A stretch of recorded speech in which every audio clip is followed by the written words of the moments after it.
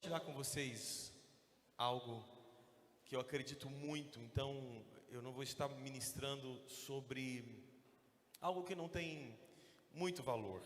Eu vou estar falando sobre algo que tem muito valor, não é? Então, e é um conceito que tem me protegido, me livrado, e eu tenho buscado viver esse princípio aqui. É sempre um desafio vivê-lo, mas é uma armadura quando nós o descobrimos e o desenvolvemos. Eu quero pedir para você, se for possível, deixar a sua Bíblia aberta em Filipenses capítulo 4, versículo 12. Se você for ler a sua Bíblia num aplicativo, eu sugiro que você deixe aberto esse trecho na versão NTLH, na nova tradução da linguagem de hoje. Filipenses capítulo 4, versículo 12. Eu gostaria muito de trabalhar com vocês hoje, irmãos, um entendimento sobre o que seria contentamento. O tema de hoje é o segredo do contentamento, partindo do princípio de que contentamento, na minha percepção, é uma base para que se haja gratidão. Eu vou explicar isso durante essa palavra, não é? Então abra aí, por favor, em Filipenses capítulo 4, versículo 12. Tem um texto, pode deixar aberto em Filipenses, mas eu quero só mencionar com você que há um texto em Provérbios 27 e 20 que diz assim: o Seol, estão ligados comigo aí, irmãos? Ouvindo bem? Provérbios 27 e 20 diz assim: o Seol e a destruição são muito parecidos, porque nunca ficam satisfeitos. Da mesma forma, assim como, ou como nunca, ficam satisfeitos os olhos do homem. Então, o meu objetivo hoje com os irmãos é combater uma insatisfação que às vezes parece até impossível de ser combatida e que pode crescer no nosso coração relacionado a tantas áreas da nossa vida. Mas essa insatisfação pode destruir tudo que nós temos e nos fazer perder aquilo que também temos, perder relacionamentos, perder amizades, perder emprego, perder expectativas, sonhos. Então o segredo do contentamento, e isso é um segredo mesmo, vou explicar para vocês aqui, porque de fato isso é um segredo. Isso não é algo que todo mundo conhece. Segredo é aquilo que não é acessado ou não é acessível, não é por todos. Isso é um segredo. Se eu tenho um segredo e todo mundo sabe, então isso não é um segredo. Segredo é algo onde poucos acessam, é um conhecimento de algo que poucos têm acesso. E Deus tem segredos. Não são todos que podem saber tudo a respeito de Deus. É uma questão de maturidade, de crescimento, de intimidade. Este acesso a alguns segredos não é permitido a determinado tipo de pessoas. E quando eu falo de determinado tipo de pessoas, eu não falo sobre cor, raça, cultura. Eu falo sobre coração, sobre postura de coração. Assim como Deus rejeita os soberbos, e assim como o Senhor exalta os humildes, não é? Então, a exaltação não é algo acessível aos soberbos, é acessível aos humildes. Então, alguns segredos bíblicos, alguns segredos espirituais, nunca serão acessados, por exemplo, pelos arrogantes, nunca serão acessados por aqueles que não se comprometem, e assim por diante. Então, o segredo do contentamento, eu vou explicar aqui o que é o segredo do contentamento. É a única coisa que pode nos salvar de algo altamente prejudicial, que é a insatisfação. A insatisfação, ela é de fato uma doença que nos mata aos poucos. A insatisfação é uma direção que aos poucos te distancia da vida ou do prazer de viver. A insatisfação é uma postura, né, que te faz perder tudo e todos. E que chega sorrateiramente e toma dimensões muito grandes se nós não aprendermos a lidar com essa insatisfação, principalmente a partir do conceito do contentamento.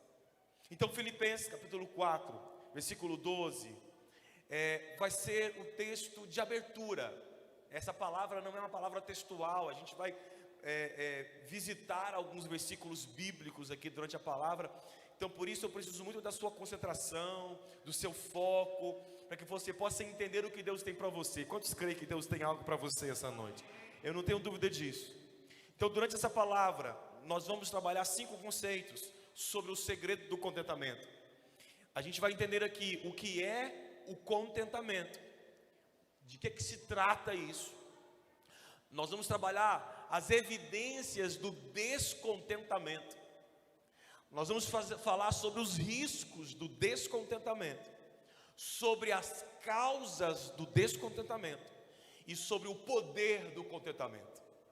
Eu vou focar nos pontos que são mais importantes, para que a gente possa chegar até o final dessa palavra no tempo que a gente tem hoje aqui. Então, Filipenses capítulo 4, versículo 12.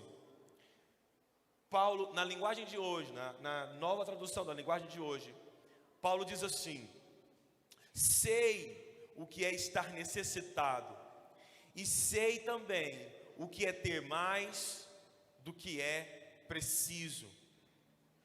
Aprendi o segredo de me sentir contente em todo lugar e em qualquer situação, quer esteja alimentado ou com fome, quer tenha muito ou tenha pouco. Então tem 3 palavras que eu considero chaves, não é? São palavras muito importantes aqui nesse texto de Filipenses 4:12, e que talvez algumas delas não vão ser encontradas em algumas outras versões, embora não mude o sentido. Então nessa versão são 3 palavras muito importantes: aprender, porque Paulo diz aprendi; segredo, porque Paulo diz aprendi o segredo; e situação, porque ele diz o segredo é de me sentir contente em todo lugar e em qualquer situação. 3 palavras muito importantes.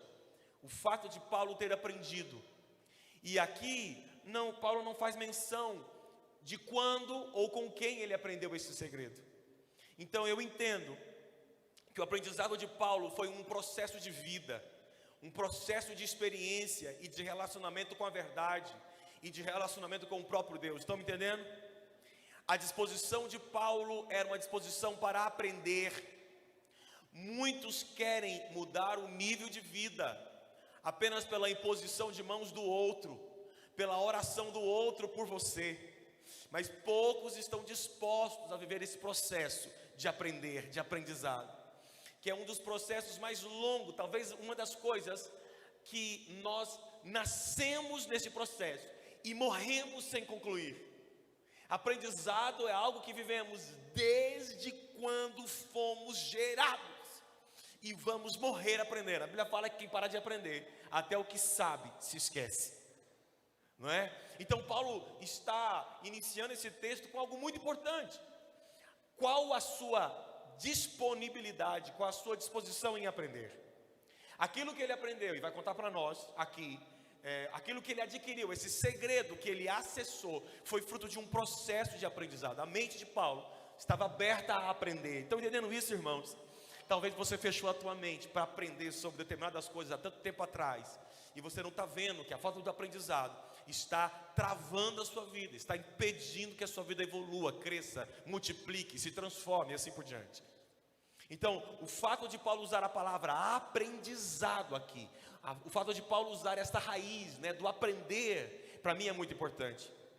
Segundo, o fato de Paulo usar a palavra segredo, porque como eu estava dizendo para os irmãos aqui, o que Paulo vai compartilhar com a igreja, né, nesse texto, é fruto de um acesso que ele teve a algo que estava escondido. Segredos devem ficar escondidos. Então Paulo conseguiu aprender com Deus, não algo que estava raso. Esse segredo ou esse aprendizado não era algo que se encontrava em uma superfície. Paulo teve que acessar um lugar protegido. Estão entendendo? Porque senão não seria segredo. E aqui eu já aproveito para te desafiar você, para que nesse ano de 2022 você inicie um processo na sua vida, que você acesse aquilo que está profundo, que você aprenda aquilo que está profundo e não apenas aquilo que está superficial. E a terceira palavra aqui, a gente consegue então, com essa terceira palavra, a gente consegue então entrar no primeiro ponto que eu falei para os irmãos que a gente ia trabalhar, que é o que é o segredo do contentamento. A terceira palavra é situação. Paulo diz: eu aprendi o segredo de me sentir contente em todo lugar e em qualquer situação. Então o segredo do contentamento não tem a ver com as circunstâncias, preste atenção. O segredo do contentamento não tem a ver com as circunstâncias que nós vivemos, porque nós não podemos controlar as circunstâncias que vivemos. Os controladores aqui, irmãos, é possível que haja controladores aqui, né? Pessoas que gostam de controlar sempre as coisas, né? Não existe pessoas assim, irmão, sim ou não? Minha esposa até me disse, já me explicou, já me ensinou, que um dos sintomas de pessoas controladoras é não conseguir fazer funcionar bem o seu intestino. Pessoas que têm intestino preso, crianças que têm intestino preso, é um sintoma de gente controlador. Isso é a psicologia aí, irmãos. Então é possível que você seja controlador. Eu tenho tendência a ser controlador. Eu tenho muita dificuldade quando as coisas fogem daquilo que eu planejei, do horário que eu planejei, da forma que eu planejei, do dia que eu marquei. Só que uma coisa que é óbvia, e que uma pessoa de 41 anos, muito mais novo que o pastor de vocês, já deveria ter aprendido, e é isso que eu estou caminhando para chegar, é que ninguém pode controlar tudo. É impossível controlar todas as circunstâncias, é impossível controlar todas as situações. Então, se para conseguir ser grato, eu preciso que as circunstâncias me agradem, então isso não é gratidão. Se para que eu tenha contentamento, todas as coisas precisam estar conforme eu planejei, então o segredo não está em mim, o segredo está na circunstância, está no outro. Então, deixemos de ser hipócritas e deixemos de dizer que somos gratos só quando a situação te favorece, porque isso aí todo mundo faz, não é? Paulo está dizendo que ele descobriu um segredo, e o segredo que Paulo descobriu, irmãos, é de fato algo extraordinário, porque ele está dizendo: eu aprendi a me manter contente, eu aprendi a manter a minha satisfação nivelada e constante, independente das circunstâncias e das situações. Então o segredo do contentamento nos fala de algo que faz parte do nosso caráter, que faz parte do nosso mundo interior. Veja só, mundo exterior nós não conseguimos controlar, nem mesmo os mais controladores. Mundo exterior ninguém consegue controlar, mas o seu mundo interior você pode controlar. Então Paulo descobriu dentro dele, em Deus, um segredo de se manter satisfeito, de se manter contente, mesmo quando as circunstâncias, que por ele não podem ser controladas, não são favoráveis, não são ou não estão de acordo com o que ele tinha planejado. Ele disse: me mantenho contente quando tenho de comer, quando não tenho, não é? Aprendi a controlar os desejos dos meus olhos, porque o que Provérbios diz aqui é que assim como o inferno nunca se satisfaz, assim são os olhos do homem. Acabamos de ler agorinha, sempre querendo mais, e quando não tem o que deseja, se adoece, se entristece, perde a energia, porque não saiu como tinha planejado, porque não foi como você quis. Então Paulo está dizendo: aprendi um segredo de vida, e o segredo que eu aprendi é de estar contente em toda e em qualquer circunstância e situação. Contentar, em um dicionário qualquer, você vai encontrar o significado de estar alegre. E você pode até encontrar como sinônimo do contentamento a gratidão.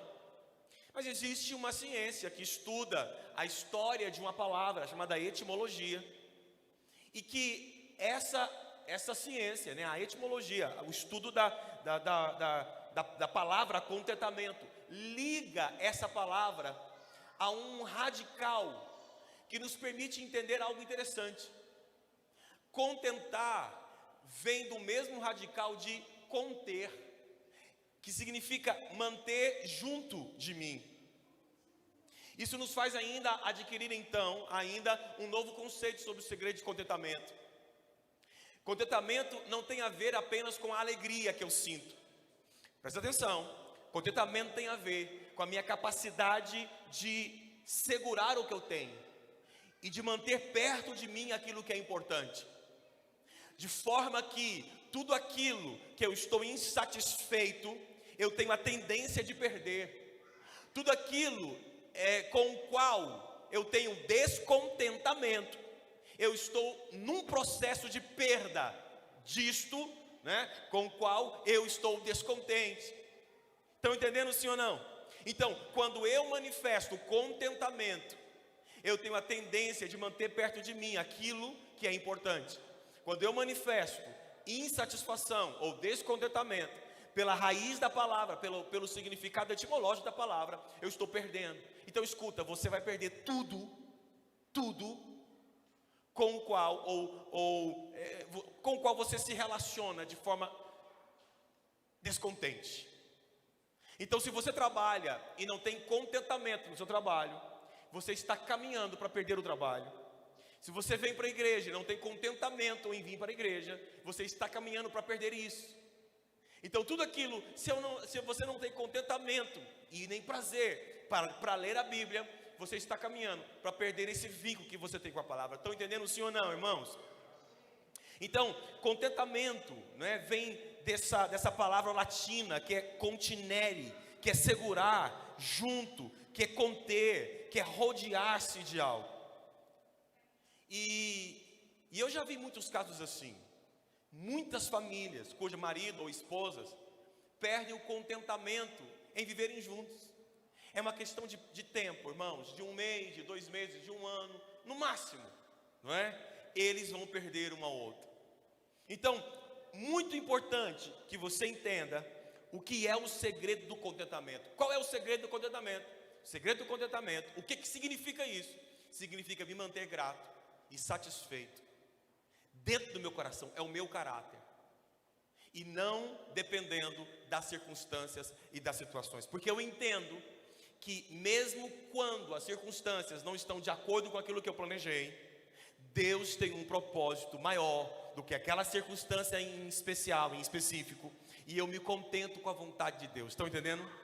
Porque a vontade de Deus é boa, perfeita e agradável. Irmãos, entender esse segredo tem me protegido de muitas doenças. Desenvolver esse segredo tem me protegido de muitas doenças e de muitos problemas.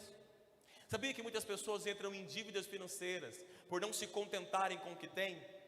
Então precisam gastar, comprar, endividar-se e assim por diante. Sabia que muitas pessoas estão traindo por não se contentarem com o cônjuge que tem, com o marido, com a esposa? Sabia que muitas pessoas nunca param em seus empregos por não se contentarem com o que trabalham ou com o que ganham? Sabia que muitas pessoas pulam de igreja em igreja por não conhecerem esse segredo do contentamento? Então, o descontentamento é a raiz para dezenas de atitudes malignas, carnais, humanas, depravadas, imorais, que tudo vem a partir da sua falta de contentamento. Então eu quero caminhar para o segundo ponto, não é?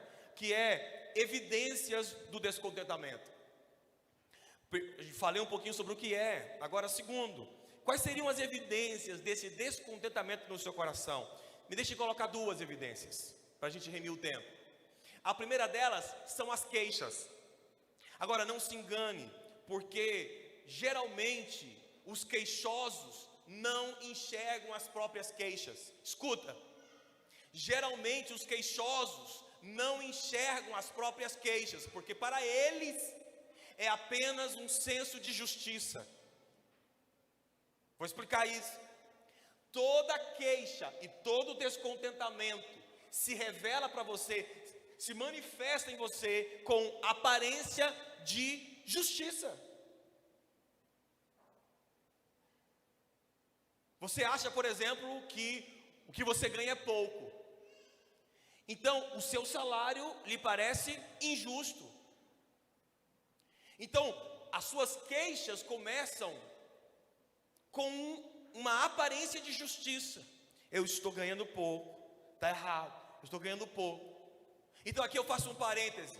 O descontentamento só é positivo na sua vida se ele for específico, pontual e passageiro. Apenas para provocar uma mudança em quem você é. Fora desse contexto, o descontentamento vai te matar. Vai te levar a uma depressão, vai te levar a perder aquilo que você tem. Eu te garanto isso. Então presta atenção. Primeiro sintoma, ou a primeira evidência do descontentamento são as queixas. E como eu estava dizendo, essas queixas estão muito ligadas com o nosso senso de justiça, né? Você vai se queixar porque aquela situação não parece ser justa para você. O grande problema é que isso enraiza no teu coração,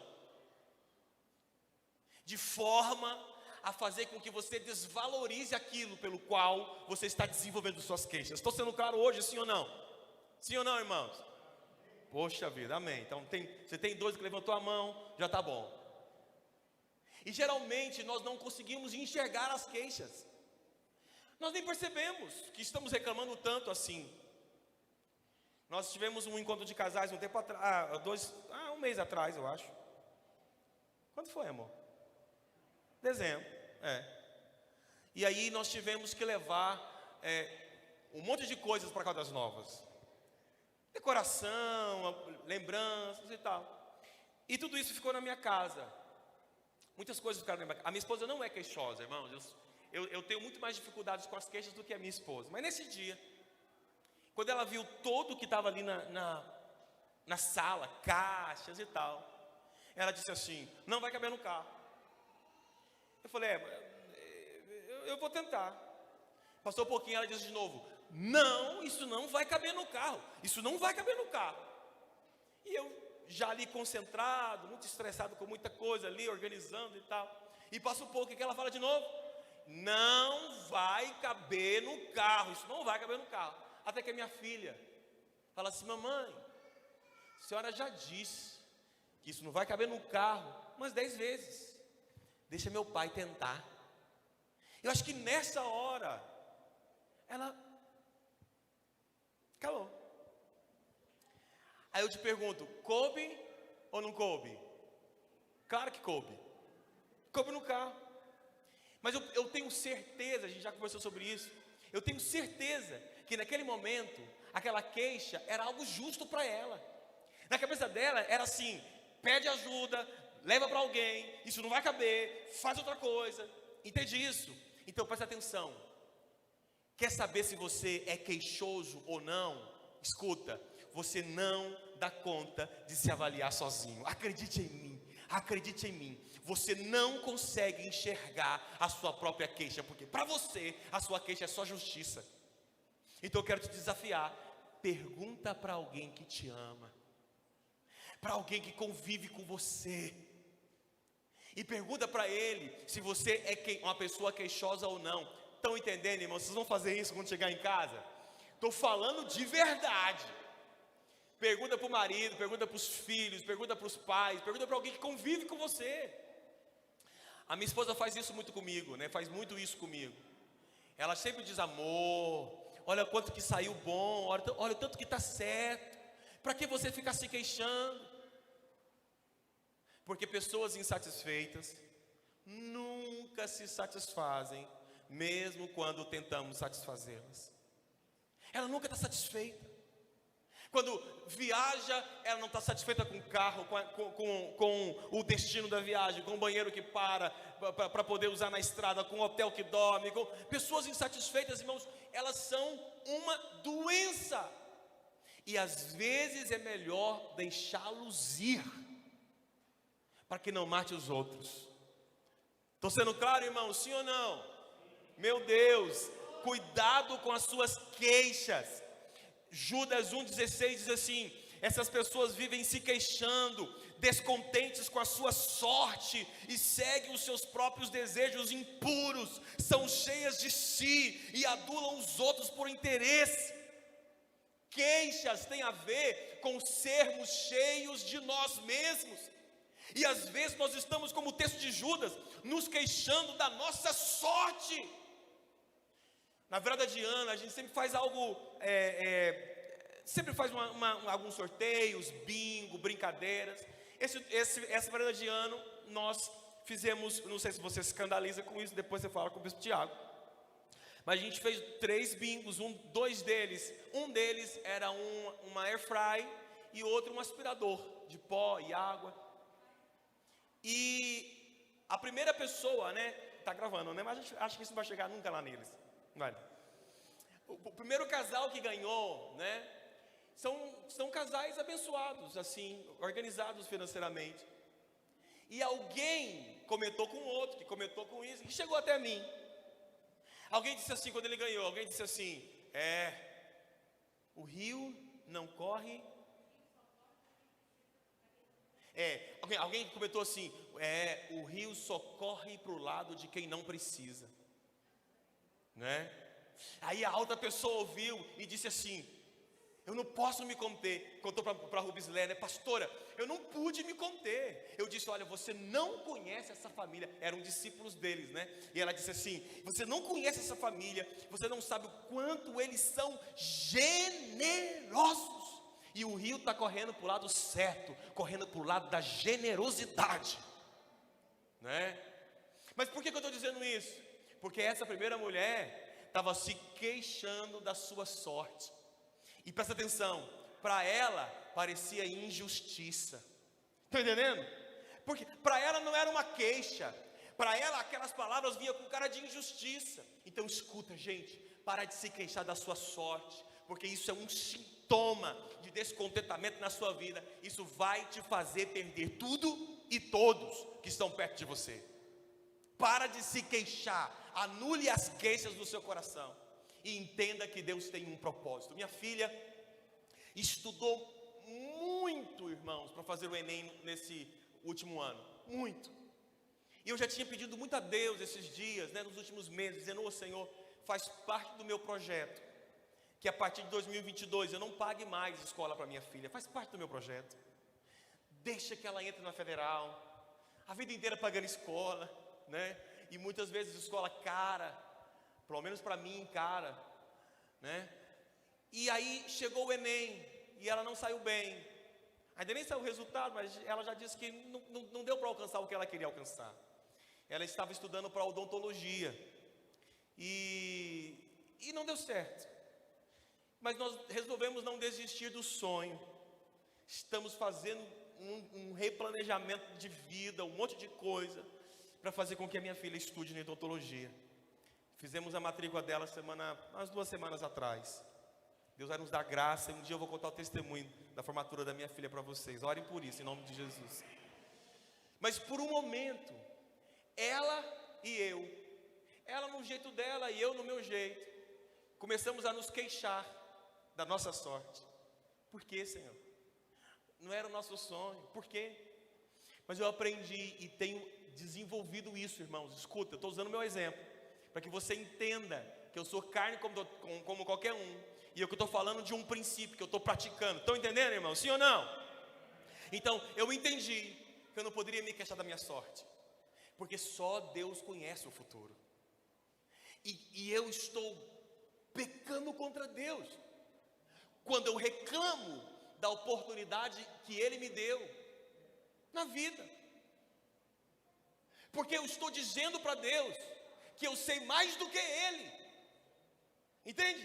Se eu digo, não era aqui que eu queria estudar, era ali que eu queria que a minha filha estudasse, não era aqui. Se eu estou dizendo isso, eu estou dizendo, Deus, você não sabe o que fazer com a minha vida, me deixe dirigir a própria vida. Então eu tenho aprendido que não, tudo tem um propósito. Irmãos, o que Deus já falou comigo por essa situação, eu já tenho umas 2 ou 3 pregações, tanta coisa que eu já aprendi por essa situação com a minha filha. Eu tenho aprendido, em tudo dai graças, porque eu aprendi o segredo de viver contente em qualquer situação, seja estudando numa federal, seja estudando numa estadual, seja estudando numa particular, seja pagando pouco, pagando muito. Eu aprendi um segredo: eu não me queixo de nada, porque Deus está escrevendo a minha história, e eu não quero sair 1 milímetro sequer daquilo que Ele está escrevendo na minha vida. Então não se queixe da sua sorte. Opa, aleluia. Rapidinho aqui, uma segunda evidência, irmãos, de descontentamento. Preste atenção nisso. Uma segunda evidência do descontentamento na tua vida pode ser o seu abatimento, energia, abatimento emocional, perda de energia. Quando alguém está descontente com algo, isso se torna um peso para ele. Vou dar um exemplo básico aqui. Suponhamos que, eu vou tirar esse exemplo de uma história, de uma família. Suponhamos que a cerâmica da sua casa está manchada. Quem tem cerâmica manchada em casa? Aleluia, oh glória a Deus, aleluia. Manchou. E aí, aquilo te incomoda, né? Você está ali planejando já a troca, um porcelanato top das galáxias e tal, mas ainda não trocou. Aquilo é um descontentamento. Presta atenção, não é algo mais pontual, específico e passageiro. É algo que de fato te traz insatisfação. Então, aquela mulher insatisfeita com a cerâmica manchada da casa, passeia com o marido, e ela come nos melhores lugares de Goiânia. Ela sai e come comida japonesa. Minha esposa diz que quando ela come comida japonesa, ela fala assim: amor, não sei o que acontece, quando eu como comida japonesa, me traz um prazer, uma satisfação tão grande. Alguém é assim, irmão, com comida japonesa? Ai, meu Deus. Agora, quem é assim com uma boa picanha gorda, aleluia? Também, né? Mas aí, irmãos, ela sai, ela come aquela comida top, e ela está chegando, ela chega em casa toda feliz, mas quando ela entra em casa, quando ela abre a porta, ela se depara com a cerâmica manchada.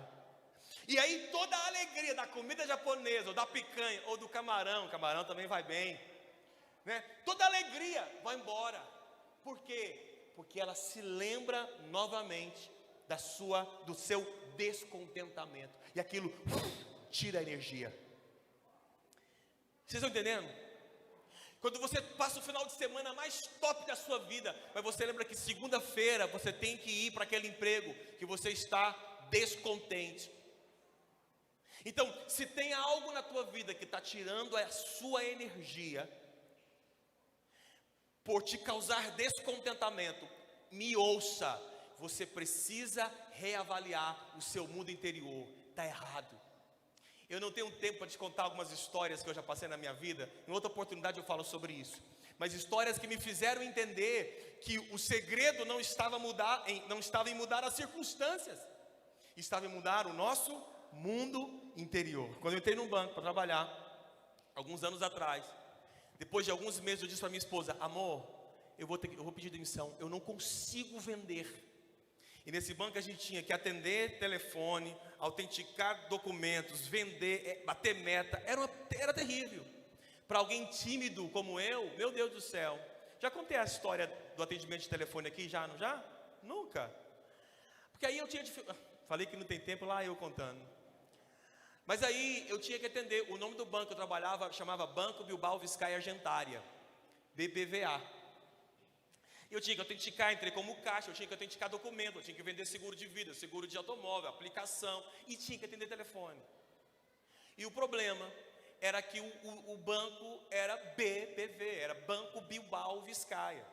Era uma letra oclusiva bilabial, problemática para quem tem problema de dicção e gago, como eu. O gago tem dificuldade com esse som. Papai, sempre falei assim. E aí, tímido, cheio de dificuldades na minha vida, lá vai eu aprender a atender o telefone. Eu tinha que pegar o telefone e dizer todas as vezes: Banco Bilbao Argentária, Banco Bilbao Vizcaya. Banco Bilbao Vizcaya Argentária, Renato, boa tarde. Banco Bilbao Vizcaya Argentária, Renato, bom dia. E quem disse que isso saía na hora? E um dia eu atendi um telefone e peguei e desliguei. Era o diretor regional do banco, o senhor Clelton. Ninguém nunca ficou sabendo que quem desligou fui eu, porque eu não vou contar. A gerente chegou pé da vida. Quem desligou? Chamava Débora o nome da gerente. Pô, alguém deve conhecer ela aí, porque esse mundo é desse tamanho aqui. Alguém vai dizer daqui a pouquinho: é minha vizinha, minha tia. Mas eu nunca contei. Nesse dia eu cheguei em casa e disse: amor, eu não quero, eu vou largar isso, eu vou desistir, porque eu não consigo. A minha esposa foi tão compreensiva, né? Tinha 20 anos na época. Ela disse: meu amor, se você decidir mudar, tudo bem, mas espera mais um pouquinho. E eu fui entendendo que o que tinha que mudar não eram as circunstâncias. Não era o eu ter que vender, eu ter que atender. O que tinha que mudar era dentro de mim. E aquilo que estava se tornando para mim o meu abatimento, né, muito descontente em estar ali, quando eu mudei o meu interior, se tornou um dos meus maiores prazeres. Irmãos, quando eu saí do banco, eu saí chorando por uma palavra, enfim, tem toda uma história, mas até hoje eu lembro com muita alegria do tempo que eu trabalhava ali. Porque alguma coisa mudou dentro do meu coração. Então escuta, se tem alguma coisa tirando a tua energia e te trazendo abatimento, não importa o que seja, você precisa se reavaliar no seu mundo interior. Procure ajuda para isso, irmãos. Ajuda espiritual, ajuda pastoral, ajuda familiar, ajuda profissional. O que tem que mudar é dentro de você. Quem está comigo? Então cuidado com essas evidências. Terceiro, o risco do descontentamento. Presta atenção. Falta de contentamento nos torna pessoas insuportáveis. A própria Bíblia diz assim: eu tenho ouvido as reclamações dos israelitas. Até quando vou aguentar esse povo mau que vive reclamando contra mim? Olha só, o próprio Deus está dizendo: até quando eu suporto isso? Pessoas descontentes são insuportáveis. Isso é um risco. Pessoas descontentes atraem para si destruição. 1 Coríntios 10:10 diz assim: vocês não devem se queixar, como fizeram alguns deles, e por isso foram destruídos pelo anjo da morte. Terceiro risco: a falta de contentamento e a revolta andam de mãos dadas. O livro de Jó diz: eu ainda estou revoltado e me queixo de Deus. Perceba que está junto. Então não posso parar de gemer. Revolta, queixa, isso caminha junto. Descontentamento, a evidência é queixa. O risco é que isso caminha junto com revolta. Então por isso, irmãos, sempre que eu tenho líderes se queixando de mim ou da igreja, eu já me preparo, porque ele vai deixar o que tem nas mãos. Entende isso? Porque queixa e queixa e revolta caminham de mãos dadas. Então escuta, aquilo que chega até você, preste atenção no que eu vou explicar, para fechar esse ponto aqui. Às vezes, uma situação chega até você com cara de justiça, mas o pastor Tiago não pode fazer isso. Parece ser justo para você, porque se o diabo chegasse com cara de revolta, todo mundo ia saber que era ele. Estão entendendo, irmãos? Então ele chega com cara de justiça. Não está justo o que fizeram, o que estão querendo fazer, não está justo. Então quando ele chega com cara de justiça, ele entra, irmãos, e permeia vários lugares da igreja. E aí, depois dessa cara de justiça, surgem as queixas. E a queixa vem de mãos dadas com a rebelião, com a rebeldia, com a revolta. E aí, a destruição já está feita. Estão entendendo isso? Então, a falta de contentamento, irmãos, é de fato algo muito perigoso. E ainda nesse ponto aqui, um outro risco é que a falta de contentamento feche os nossos ouvidos para entender, para o entendimento. Todas as pessoas que não estão contentes com algo tendem a fechar a sua mente para conseguir ver aquela situação por uma outra ótica.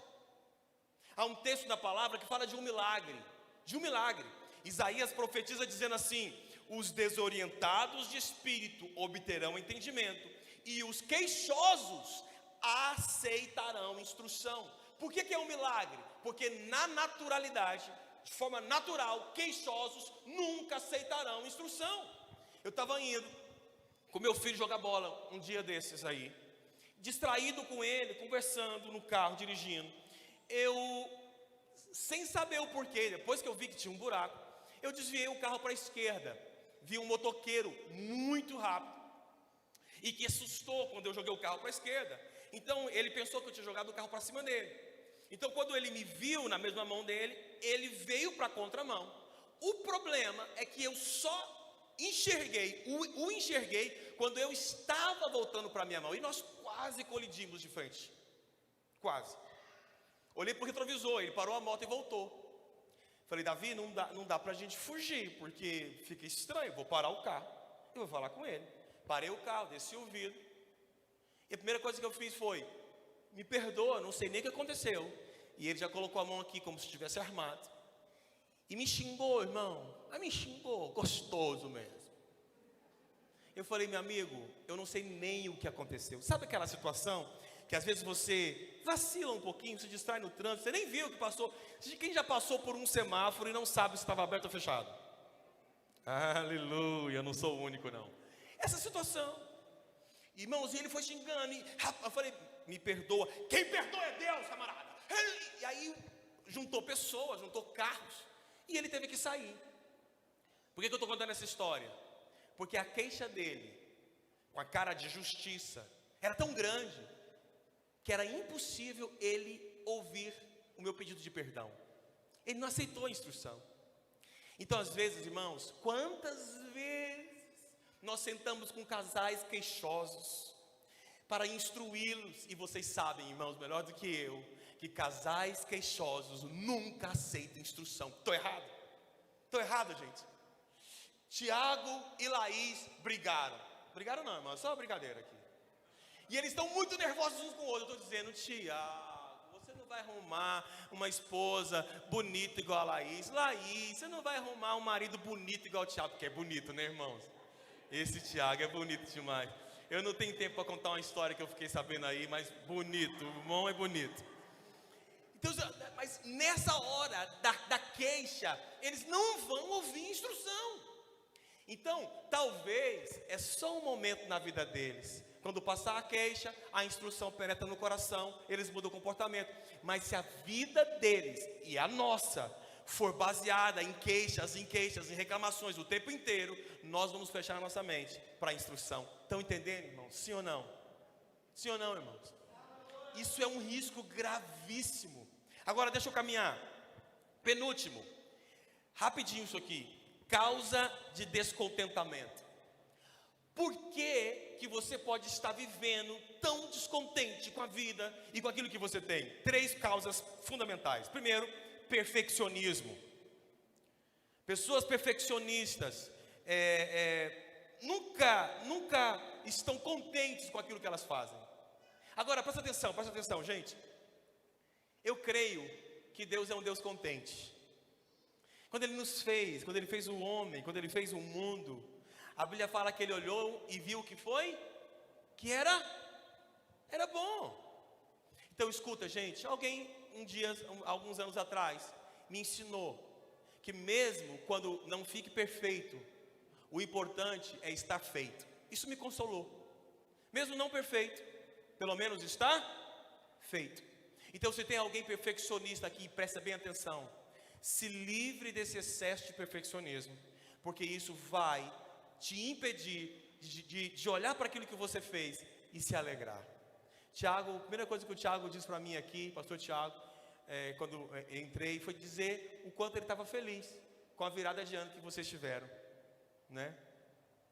E isso sempre mexe muito comigo, porque nós também fizemos uma festa muito linda, mas a minha tendência, como perfeccionista que sou, a minha tendência é sempre olhar para aquilo que não saiu como deveria sair. Tem alguém doente como eu aqui? Não, obrigado. Tem alguém perfeccionista como eu aqui? Sim ou não? Tem alguém aqui? Então, nos libertemos. Levanta a mão, levanta a mão. Vamos dizer assim, por favor, levanta a mão, mantenha a mão levantada. Vamos comigo. Todo mundo que está indo para o inferno, errado. Todo mundo que está indo para o céu. Vamos lá, os perfeccionistas. E diga assim, hoje. Não, fala mais forte, diga hoje. Eu me liberto do meu perfeccionismo. Eu vou fazer tudo bem feito. Mas se não sair como eu idealizei, eu vou ser grato, satisfeito e contente. Você pode dizer amém?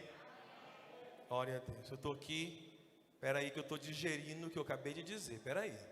Aleluia, estou recebendo no meu coração. Estamos libertos, irmãos, em nome de Jesus, caminhando para isso. Então, perfeccionismo gera descontentamento, fantasia gera descontentamento, comparações geram muito descontentamento. Então, pare de se comparar com o próximo, pare de fantasiar as coisas. Mente fantasiosas é problema para o contentamento. Não dá tempo para contar muitas histórias aqui, mas a minha mente é fantasiosa. Desde menino é assim. Não dá tempo de contar algumas histórias, mas cuidado com as fantasias. E eu aprendi o seguinte caminho, presta atenção. Aquilo que você não pode traçar um caminho racional e de fé para chegar, para alcançar, é fantasia. Não é sonho, é fantasia. Então é muito importante que você na sua caminhada, e aí eu estou falando especificamente para mentes que tem muitas fantasias, não é? É muito importante que você consiga traçar caminhos racionais, traçar caminhos de fé, mas racionais, para aquilo que você idealiza, que você sonha, para que essas fantasias não te façam sentir descontente durante todo o tempo. Alguém disse para mim esses dias, um adolescente, alguém disse para mim assim: eu vou ser rico, eu com 20 anos eu vou estar ganhando não sei quantos mil. Falei, qual que é o caminho que você tem para isso? Não, ainda não sei. Falei, então isso é fantasia.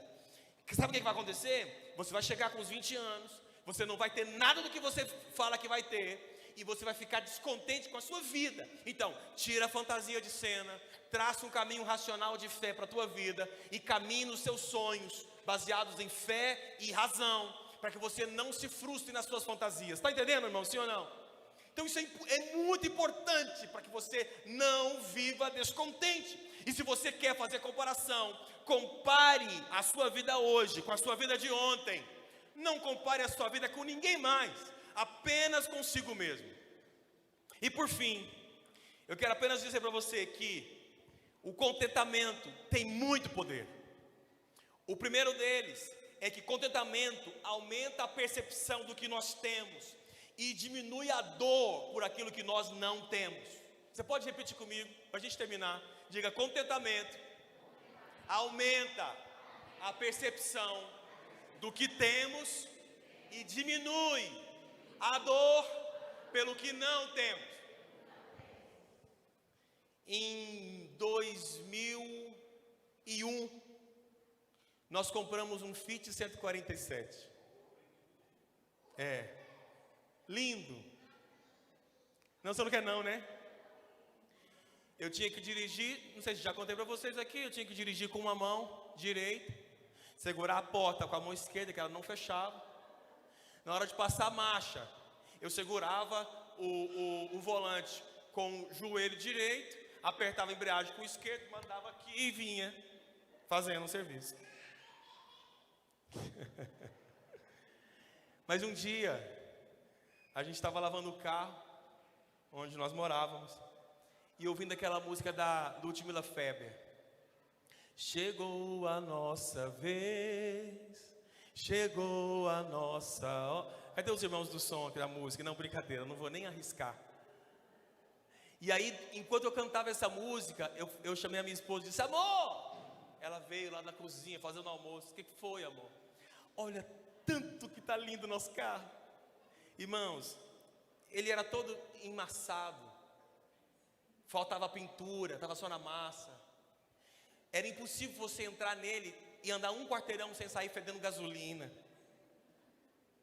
Vazava combustível no tanque. Meu Deus, fundiu o motor comigo 3 vezes. A última vez que ele fundiu o motor comigo, ele fundiu ali na altura da Universo, na 85. Eu empurrei, irmãos, o carro até o Negrão de Lima, em época de pecuária. Cheguei em casa mais 3 horas da manhã, minha esposa morrendo, porque não tinha celular, né? Em 2001, celular caro, enfim. Foi bom que ela me abraçou tanto, irmão. Acho que não lembro da outra vez que ela me abraçou tanto. Mas onde eu quero chegar com isso? É que o contentamento te faz ou aumentar esse prazer por aquilo que você tem e diminuir a dor por aquilo que você não tem. Alguém na época disse para mim assim: você não tem vergonha de andar nesse carro não, Renato? Eu disse: vergonha? Eu não consegui encontrar a razão. Eu disse: não, é meu, está quitado, não estou devendo nada, comprei com o meu dinheirinho. Quando nós aprendemos a nos contentar com o que temos, a dor por aquilo que não temos, às vezes nem é percebida. Está entendendo isso? Às vezes você vai comer um arroz com ovo tão feliz e você nem percebe que não tem carne. O poder do contentamento te faz então perceber o que você tem e não ter dor por aquilo que você não tem. O contentamento é o ponto de partida para você ter mais. Olha o que está escrito aqui: de fato servir a Deus faz com que uma pessoa fique rica. Está escrito, Timóteo 6,6. Se ela estiver feliz com aquilo que tem. Então, nós podemos avançar se partirmos do contentamento. O contentamento é o ponto de partida para termos mais. O contentamento sempre nos libera para o amanhã. Fique de pé para a gente falar sobre isso. Vou terminar com isso. O contentamento sempre nos libera para o amanhã, sempre. Se nós estamos descontentes com algo que aconteceu ontem, que talvez perdure até hoje, mas o descontentamento nos prende com o passado. O contentamento nos liberta do passado e nos prepara para viver melhor o futuro. José foi alguém assim. Ele poderia estar totalmente descontente com seus irmãos, amargurado, ferido, mas quando ele encontra os seus irmãos, ele diz: não guardo mágoa de vocês, foi propósito de Deus eu ter vindo para cá, está tudo certo, eu estou contente com a minha sorte. Ele estava pronto para o amanhã. Está comigo, irmãos?